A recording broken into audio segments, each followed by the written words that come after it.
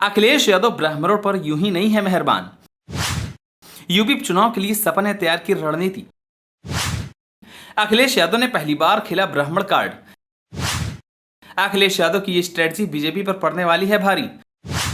सपा का उपचुनाव के लिए ब्राह्मणों से क्या है कनेक्शन, चलिए आपको बताते हैं। लोकसभा चुनाव में मिली जीत के बाद से समाजवादी पार्टी के हौसले बुलंद है। पीडीए फार्मूले से मिली सफलता के बाद अखिलेश यादव ने इन दिनों ब्राह्मण समुदाय पर खास फोकस कर रखा है। माता प्रसाद पांडे को विधानसभा का नेता प्रतिपक्ष बनाने से लेकर हरिशंकर तिवारी की प्रतिमा का मुद्दा अखिलेश यादव ने उठाया और छोटे लोहिया के नाम से मशहूर जनेश्वर मिश्रा की जयंती को सपा ने जिला स्तर पर इस बार मनाया है।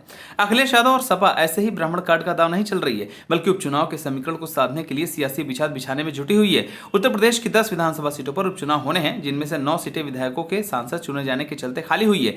एक सीट पर सपा के विधायक इरफान सोलंकी को 7 साल की सजा होने के चलते रिक्त हुई है। यह सीटें करहल, सीसामऊ, फूलपुर, गाजियाबाद, मझवा, खैर, मीरापुर, कुंदरकी, मिल्कीपुर और कटहरी है। इन 10 सीटों में से 5 सीटें सपा के कोटे से खाली हुई है, तो 3 सीट बीजेपी के विधायकों के इस्तीफे से खाली हुई है। इसके अलावा 1 सीट आरएलडी विधायक के सांसद चुने जाने और 1 सीट निषाद पार्टी के विधायक के बीजेपी से सांसद बन जाने के चलते खाली हुई है। अब 10 विधानसभा सीटों पर उपचुनाव को लेकर सियासी सरगर्मी बढ़ गई है। यूपी की जिन 10 सीटों पर उपचुनाव होने हैं, उनमें से 6 सीटों पर ब्राह्मण समुदाय के मतदाता अहम भूमिका में है।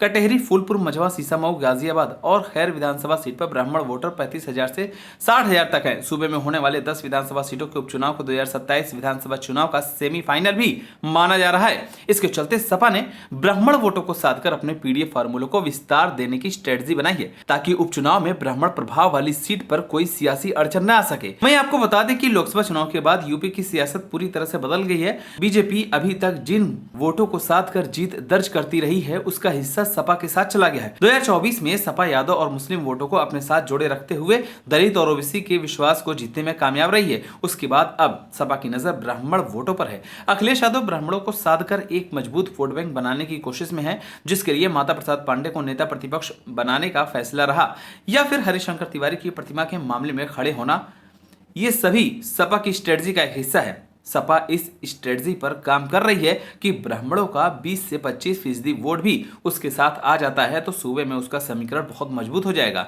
ब्राह्मण बहुल सीटों पर 2024 के चुनाव में मिली सफलता के बाद सपा की उम्मीदें जगी हैं। इसी कारण ब्राह्मणों के साथ होने वाली घटनाओं में सपा का प्रतिनिधि मंडल जा रहा है।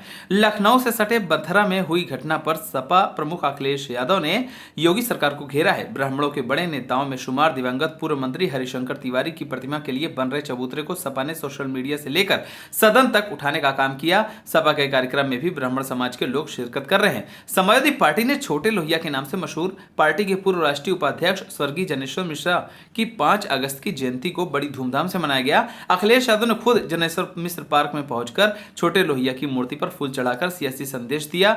इसके अलावा सपा ने सभी जिलों में जनेश्वर मिश्रा की जयंती मनाई। इसके पीछे ब्राह्मण समाज के विश्वास को जीतने की रणनीति मानी जा रही है। हरिशंकर तिवारी पूर्वांचल के ब्राह्मण चेहरे रहे हैं, तो माता प्रसाद पांडे खाटी समाजवादी नेता हैं। सपा ने ब्राह्मण कार्ड खेलकर पूर्वांचल के गोरखपुर मंडल में अपनी सियासी जड़ें मजबूत करने का दांव चला है। उत्तर प्रदेश में होने वाले विधानसभा चुनाव में सपा ने ब्राह्मण कार्ड खेलकर एक नया दांव चला है। कानपुर की सीसामऊ सीट पर 55,000 ब्राह्मण वोटर हैं, तो मझवा सीट पर करीब 60,000 से ज्यादा ब्राह्मण है। इसी तरह कटहरी में ब्राह्मण वोटर 50,000 से ज्यादा है, तो फूलपुर में 35,000 ब्राह्मण है। फूलपुर और गाजियाबाद में ब्राह्मण वोट करीब 30,000 से 40,000 के बीच है, तो मिल्कीपुर में भी अच्छी खासी संख्या है। ऐसे में सपा ने सियासी प्रयोग के तौर पर ब्राह्मण को अपनाने का निर्णय लिया है। उपचुनाव में ब्राह्मण दांव अगर सफल रहता है तो फिर 2027 तक सपा खुलकर खेलेगी। इसलिए अखिलेश यादव अब सपा की सियासी पिच पर ब्राह्मणों को साधने की कवायद में हैं।